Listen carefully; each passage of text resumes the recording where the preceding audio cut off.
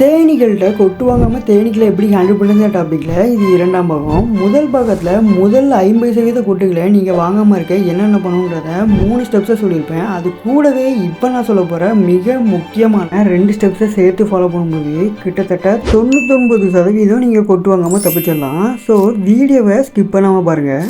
நீங்கள் தேனீ வளர்ப்பில் எந்த ஒரு முன் அனுபவமும் இல்லாத ஆளுன்ற பட்சத்தில் கட்டாயமாக பீவெல், ஸ்மோக்கர், சேஃப்டி க்ளோஸ் மாதிரியான சேஃப்டி எக்யூப்மெண்ட்ஸை ப்ராப்பராக யூஸ் பண்ணுங்கள். அடுத்ததாக இது வரைக்கும் நான் சொன்ன ஸ்டெப்ஸ்லேயே இப்போ நான் சொல்ல போகிறது தான் மிக மிக மிக முக்கியமானது. ஸோ கவனமாக கேளுங்க. தேனீ வளர்ப்பையும் சரி, தேனீக்களை ஹேண்டில் பண்ணும்போதும் சரி, பொறுமை அப்படின்ற ஒரு விஷயம் மிக மிக முக்கியமானது.